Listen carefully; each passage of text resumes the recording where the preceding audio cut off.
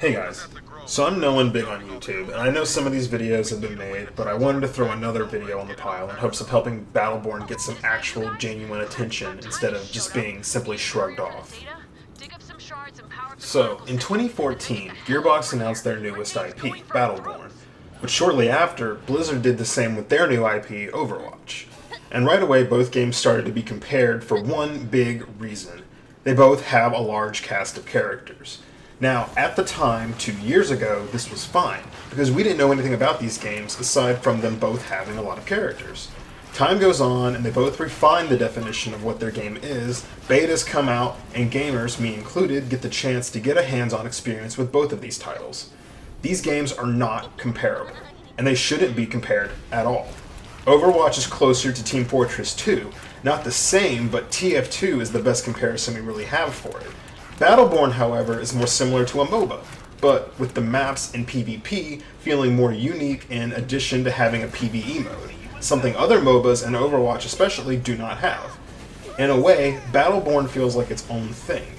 I would say if we had to make a direct comparison, it's closest to a cross between, say, Borderlands 2 and maybe Smite, because that's the only other MOBA that's anything like this.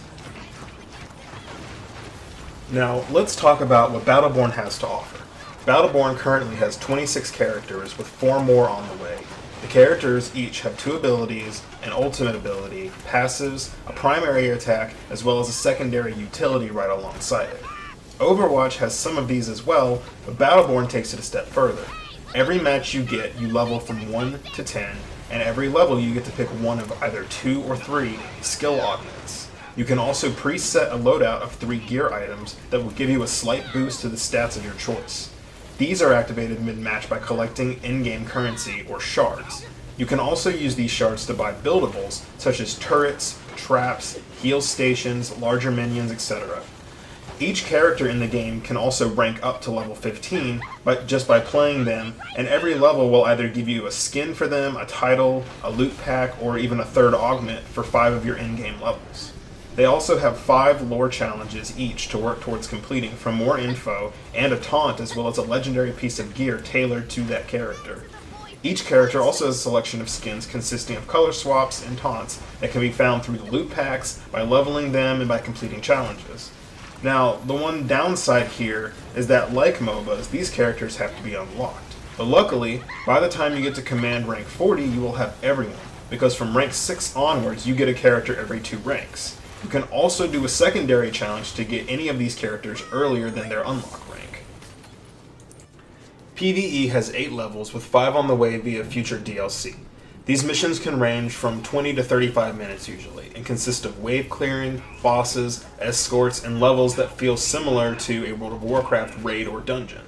These missions reward you with gear, credits for buying loot packs, and XP for your character ranks and command rank. These missions can also be done between 1 and 5 people, with enemy health and numbers varying to match your overall group size. PvP feels more similar to your MOBA maps. It has 3 game modes, with each mode having 2 maps each. Modes consist of Meltdown, 2 lanes pushing minions to checkpoints, Incursion, 1 lane pushing to destroy the other team's 2 sentries, and Capture, which consists of 3 active points to hold to gain points to win the match. Most maps have minions and buildables and consist of 5v5. The matches can be fairly complex, and at time you'll have someone leave the game. The only downside currently is being locked out of the games until the match ends, unfortunately. The matchmaking was also imperfect, but has since seen some tweaking, and I've noticed improved matches. The PvP is not perfect, but as an update for the game has come out almost every single week since its launch, the developers are definitely paying attention to the issues to try and balance characters and address them as they come. The game also tends to be pretty flashy here and there. Some enemies explode into pure light, and if you're a melee character you may get blinded and disorientated for a few seconds. More than anything, this just tends to be frustrating and jarring at times. The game isn't perfect and definitely has bugs, but I'm confident Gearbox will do their best to keep it updated and fix these issues within the game's lifespan. Now, let's talk about Overwatch. Overwatch, on the other hand, is an entirely different beast that's pretty simple to figure out. With the comparison of TF2 in mind, let's take a look at our characters. In TF2, we had 9 classes, but these classes could be sent in with different loadouts to change up their playstyle. Overwatch has 21 characters, and instead of being a somewhat bare-bones class that you'll piece together, you'll go in with a preset loadout of skills. And the balance for this game is that every character has a few other characters that will counter them. Got a Bastion ruining your day? Sneak around with Reaper and teleport behind him. By the time he finds you, he's dead and you're ghosting back to safety. This is fun because it incentivizes swapping characters on the fly and learning a comfortable understanding of all characters. I've had countless matches get turned 180 degrees just because my team mixed up their comp to beat the other teams. This all feels very different from Battleborn, where when you pick a character you're locked in, like other MOBAs. This game feels like it's telling me I want the best comp I can get at all times. It even tells you if you're lacking a support or a tank and lets you swap your hero. Overwatch also has no PvE mode, consisting wholly of PvP matches with 6v6 and 4 game modes, including Assault, which is a capture point mode, Escort, where you push a payload, Control, which is like King of the Hill, and Hybrid, which will usually be a blend of 2 of these other modes within one match. There's loads of fun to be had here just by enjoying the characters and working as a team to win. You can also try to get play of the game, which will cinematically show the person who did quote-unquote the most work near the end of the match and got the most kills. It can be skewed, but Blizzard is working on refining it. You can also gain XP for your level by completing matches, and each level rewards you a loot box, where you can get 4 of many customizable options for your characters, such as skins, sprays, voice lines, gestures, and different highlights for your play of the game. The only thing that bothers me about Overwatch is spending actual money to buy these loot boxes. This means the only way to get these aesthetic options is to get a level and get a box that way, or get the in-game currency, which only comes from these boxes and from duplicates that you find within them. I'd feel better about this if I was playing games and I could actually get some in-game currency by winning or losing or what have you. Because for me now, the only way to get a skin that I want is to grind matches for levels, get loot boxes that don't guarantee me currency or the thing I want, and then to grind more and more, and then it gets to a point where I would rather have this currency come from matches, and I can say, okay, I only need to do 5 more matches, and I'll have enough to buy that skin I want. Granted, this gives the game some longevity and makes things feel more rare, but I don't like fighting match after match for a level just to get some sprays or player icons that I won't use because I already have what I want, or I'm looking for something completely different. Blizzard needs a way to get these items without almost forcing players to spend money on them, as the higher your level goes, the more and more XP you need, the more matches you have to play to even get a free loot box. I think they need to change this up. I will say, however, that I also disagree with a $60 price tag for Battleborn. The game should have been between $40 and $50 based on the content that it has. At the same time, I don't like Overwatch's price tag, especially since loot boxes, aside from leveling, can only be bought with real money.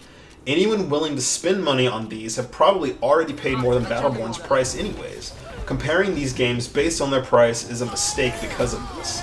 Sure, $40 is less than $60, and yes, Battleborn has a $20 season pass, but if you have the money and you're willing to, you will probably spend more than $40 on Overwatch, and then the whole conversation is out the window, because I know people who have bought 20 to 50 loot boxes in a single purchase, but Battleborn won't ask for your money outside of the actual game and the DLC.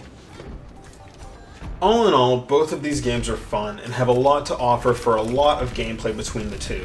I bought both, and I love them both for different things that they offer me. I can play PvE with my girlfriend in Battleborn, and then go PvP for a bit in Overwatch and just have a good time. Battleborn is getting a lot of hate, and this is because gamers assume that the game was made in direct competition with Overwatch, but the people behind both games have stated that this was never intended. It's hindering Battleborn because Overwatch fans feel the game is a failed Overwatch knockoff. But again, this is not the intent of the games. I also can't understand a comparison made between 2 brand new IPs. It's similar to the insanity of comparing Infamous to Prototype a few years back.